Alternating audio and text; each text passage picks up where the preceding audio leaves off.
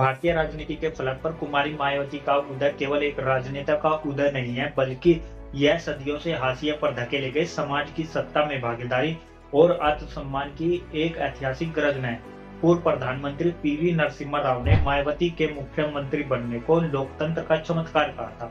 यह कथन उनके जीवन की असाधारण यात्रा को सटीक रूप से परिभाषित करता है। दिल्ली की तंग गलियों से निकलकर उत्तर प्रदेश जैसे विशाल राज्य की 4 बार मुख्यमंत्री बनने तक का सफर, उतार चढ़ाव, संघर्ष, राजनीतिक कौशल और प्रशासनिक दृष्टा की एक ऐसी मिसाल है जिसे राजनीति विज्ञान के किसी भी छात्र के लिए समझना अनिवार्य है। नमस्कार दोस्तों, मैं हूं रवि और आप देख रहे हैं हमारी खास पेशकश कहानी। यहाँ हम आपको वो हर किस्से बताते हैं जो आपको ले चलेंगे उन पलों में जहाँ आंदोलन, संघर्ष और क्रांति ने जन्म लिया। दोस्तों, मायावती का जन्म 15 जनवरी 1956 को नई दिल्ली के श्रीमती सुचेता कृपलानी अस्पताल में हुआ। उनके पिता प्रभुदास दिल्ली के डाक विभाग में एक वरिष्ठ क्लर्क के रूप में कार्य करते थे। उनका पैतृक गांव उत्तर प्रदेश के गौतम बुद्ध जिले का बादलपुर गांव है। एक साधारण दलित परिवार में जन्मी मायावती का बचपन उन सामाजिक और लैंगिक भेदभाव के बीच बीता जो उस समय की कड़वी सच्चाई थी। उनकी माता रामरती जो स्वयं निरक्षर थी, उन्होंने अपनी बेटी की शिक्षा में गहरी रुचि ली और उसे जीवन में सक्षम बनाने के लिए निरंतर प्रेरित किया। दोस्तों, मायावती का शैक्षणिक सफर उनकी कड़ी मेहनत और दृढ़ इच्छा शक्ति का परिचायक रहा। उन्होंने 1975 में दिल्ली विश्वविद्यालय के कालिंदी कॉलेज से स्नातक किया। इसके बाद उन्होंने मेरठ विश्वविद्यालय से बीएड और फिर नई दिल्ली विश्वविद्यालय के लॉ फैकल्टी से एलएलबी की डिग्री हासिल की। शिक्षा प्राप्त करने के दौरान ही उन्होंने दिल्ली के इंद्रपुरी जेजे कॉलोनी के एक स्कूल में शिक्षिका के रूप में कार्य करना शुरू कर दिया था। उस समय मायावती का एकमात्र लक्ष्य भारतीय प्रशासनिक सेवा का अधिकारी बनना था। वे दिल्ली में अपनी नौकरी के साथ प्रशासनिक सेवा परीक्षाओं की तैयारी कर रही थी। उनके भीतर व्यवस्था का हिस्सा बनकर बदलाव लाने की एक तीव्र इच्छा थी, लेकिन नियति ने उनके लिए एक बहुत बड़ी भूमिका तय कर रखी थी, जहां वे स्वयं आईएएस अधिकारियों को निर्देश देने वाली सर्वोच्च सत्ता बनने वाली थी। 1977 का वर्ष मायावती के जीवन का सबसे महत्वपूर्ण मोड़ साबित हुआ। इसी वर्ष उनकी मुलाकात दलित राजनीति के पुरोधा और वामसेप के संस्थापक काशीराम से हुई। काशीराम ने मायावती के भीतर छिपी नेतृत्व क्षमता और उनके ओजस्वी भाषण कौशल को पहचान लिया था।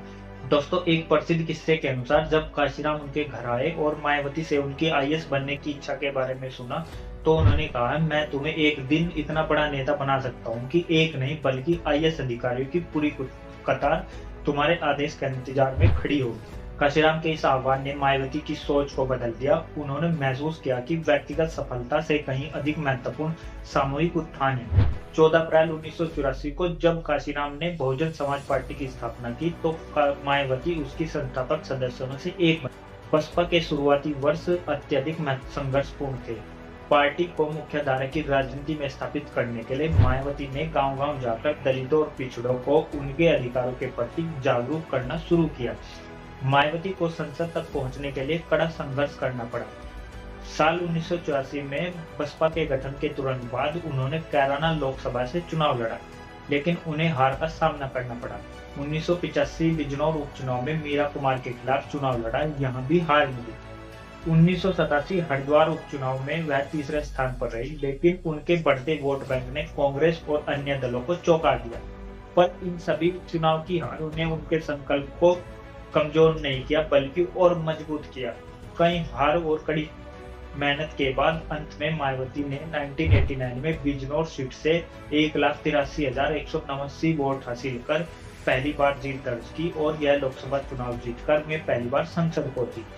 यह न केवल मायावती की व्यक्तिगत जीत थी, बल्कि उत्तर प्रदेश की राजनीति में बसपा के एक शक्तिशाली ताकत के रूप में उभरने का संकेत भी था। दोस्तों, 1994 में वे पहली बार राज्यसभा के लिए चुनी गई, जिससे राष्ट्रीय राजनीति में उनका कद और बढ़ गया। मायावती का उत्तर प्रदेश का मुख्यमंत्री बनना भारतीय राजनीति की सबसे महत्वपूर्ण घटनाओं में से एक माना जाता है।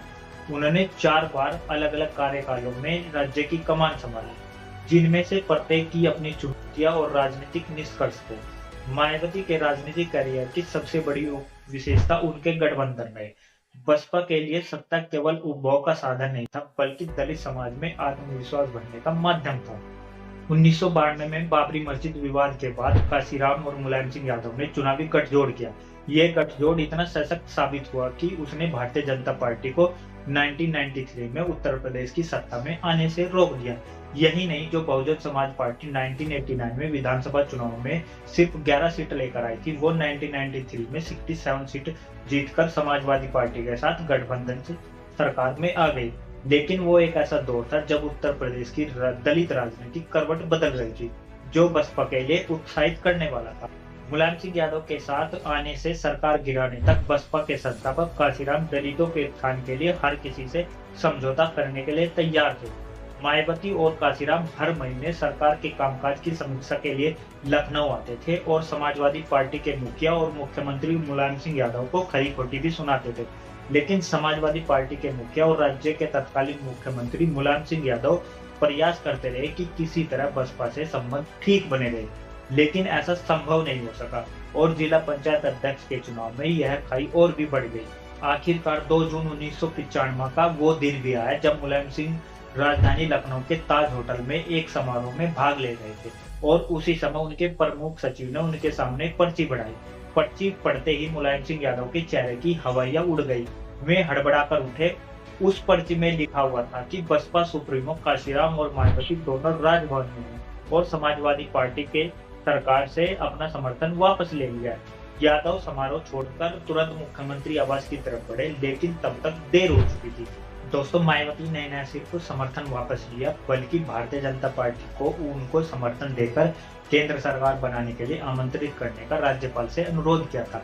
मुलायम सिंह यादव मुख्यमंत्री आवास पहुंचे और वहां पर उन्होंने अपने पार्टी नेताओं और मंत्रियों की बैठक बुलाई और कहा कि वो विधानसभा में अपना बहुमत साबित करेंगे। उन्होंने इसे विश्वासघात करार दिया। उनके कार्यकर्ता मीराबाई रोड स्थित स्टेट गेस्ट हाउस में पहुंचे, जहां के कमरा नंबर 1 में मायावती ठहरी हुई थी। वहां पर नारेबाजी शुरू हुई। समाजवादी पार्टी के बाहुबली पूरे मीराबाई गेस्ट हाउस में उत्पाद कर रहे थे। सुरक्षा के पूरे उपाय नहीं थे। मायावती के बंद कमरे का दरवाजा तोड़ने का प्रयास किया गया, उसमें आग लगाने की कोशिश भी की गई। भारतीय जनता पार्टी और समाजवादी पार्टी के कार्यकर्ताओं के बीच कई बार झड़प हुई, लेकिन दिल्ली में बैठी नरसिम्हा राव सरकार वेट एंड वॉच की मुद्रा में थी। इस घटना ने सपा और बसपा को 2 दशकों के लिए कट्टर दुश्मन बना दिया।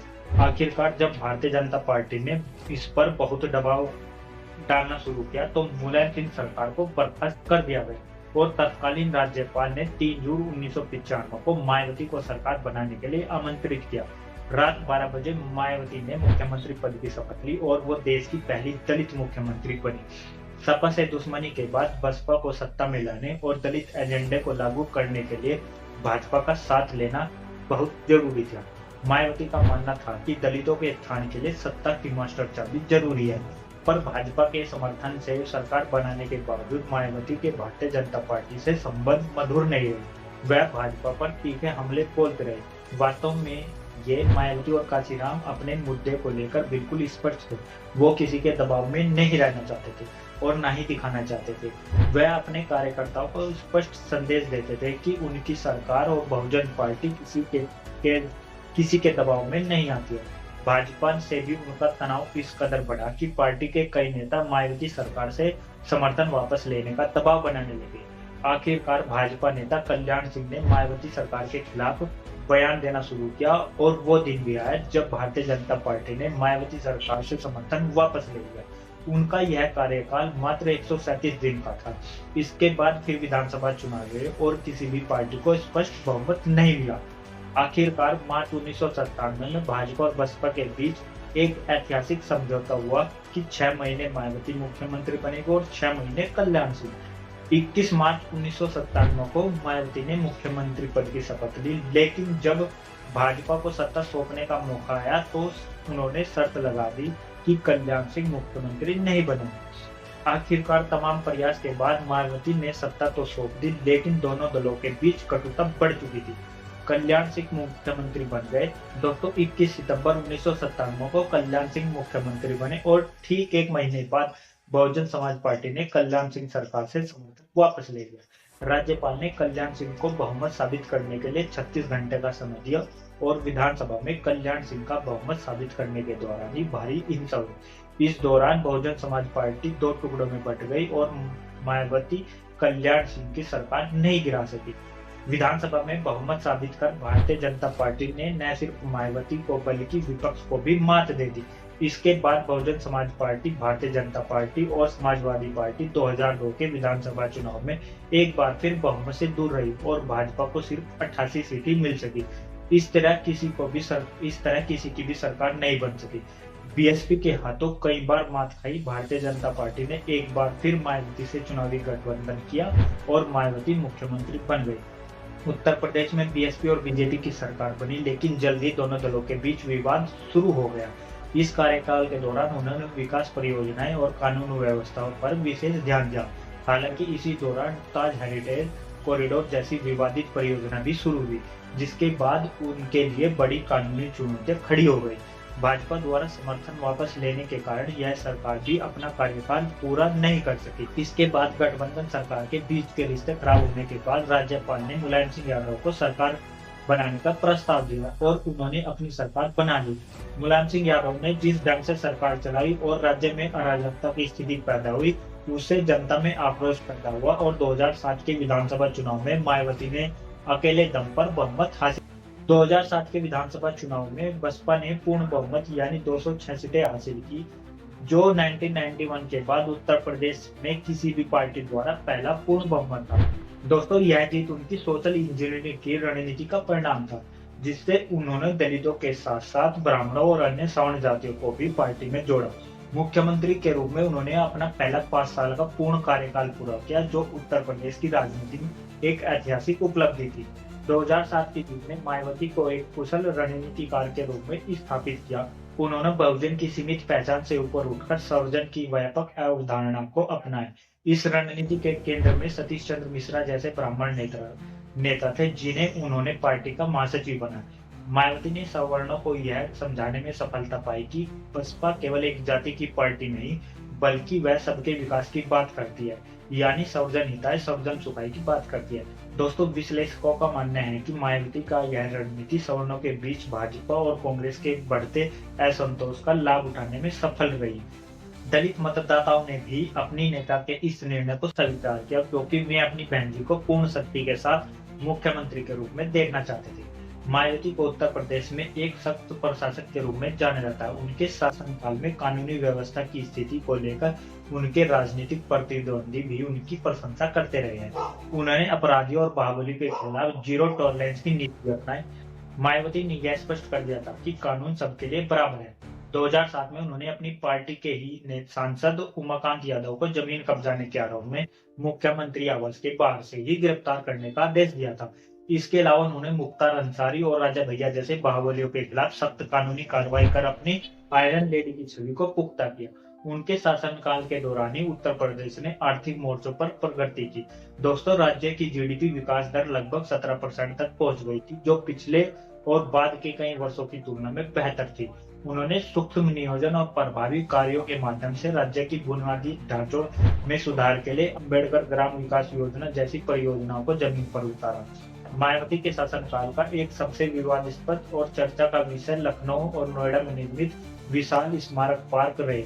उन्होंने डॉक्टर भीमराव अम्बेडकर, काशीराम और अन्य दलित नायकों के सम्मान में भव्य स्मारकों का निर्माण करा। दोस्तों, आलोचकों ने इसे करदाताओं के पैसे की बर्बादी और मायावती के आत्म प्रशंसा के मुख के रूप में देखा। विशेष रूप से वे अपनी स्वयं की मूर्ति स्थापित करने के लिए उन्हें सुप्रीम कोर्ट तक में चुनौती दी गई। हालांकि दलित समाज के लिए ये केवल पत्थर के ढांचे नहीं थे, बल्कि उनके गौरव पहचान का प्रतीक थे। दोस्तों, मायावती का तर्क था कि सदियों से सवर्णों के स्मारक से भरे शहरों में अब दलित नायकों को भी स्थान मिलना चाहिए। समाजशास्त्रियों के अनुसार मायावती ने इन स्मारकों के माध्यम से दलितों के लिए एक वैकल्पिक इतिहास रचने का प्रयास किया, जिसे आसानी से मिटाया नहीं जा सकता। सत्ता के साथ साथ मायावती का सामना कई कानूनी विवादों से भी हुआ। इसमें ताज हेरिटेज कॉरिडोर और आय की संपत्ति से अधिक के मामले सबसे प्रमुख रहे। ताज कॉरिडोर मामला ताजमहल के पास पर्यटक सुविधाओं को विकसित करने के लिए 175 करोड़ रुपए की परियोजनाओं से संबंधित था। सीबीआई ने आरोप लगाया कि बिना आवश्यक परिवर्तनीय मंजूरी के धन जारी किया गया और इसमें वित्तीय अनियमितताएं हुई। साल 2007 में तत्कालीन राज्यपाल टीवी राजेश्वर ने मायावती के खिलाफ मुकदमा चलाने की अनुमति देने से इनकार कर दिया। यह कहते हुए कि उनके खिलाफ पर्याप्त सबूत नहीं है। ताज कॉरिडोर मामले की जांच के दौरान सीबीआई ने मायावती की व्यक्तिगत संपत्ति की जांच शुरू की। सीबीआई ने दावा किया कि मायावती की संपत्ति उनके ज्ञात आय के स्रोतों से कहीं अधिक है। मायावती ने तर्क दिया कि यह पैसा पार्टी समर्थकों और कार्यकर्ताओं के द्वारा दिए गए छोटे-छोटे दानों का परिणाम है। जुलाई 2012 में सुप्रीम कोर्ट ने सीबीआई की इस जांच को यह कहते हुए रद्द कर दिया कि एजेंसी ने अपने अधिकार क्षेत्र का उल्लंघन किया है और ताज कॉरिडोर मामले की आड़ में व्यक्तिगत संपत्ति की जांच करना गलत था। दोस्तों, 2019 में सुप्रीम कोर्ट ने एक बार फिर स्मारकों पर खर्च किए गए सार्वजनिक धन के मामले में टिप्पणी की कि मायावती को अपनी मूर्तियां बनवाने पर खर्च किया गया पैसा सरकारी खजाने में वापस जमा करना चाहिए।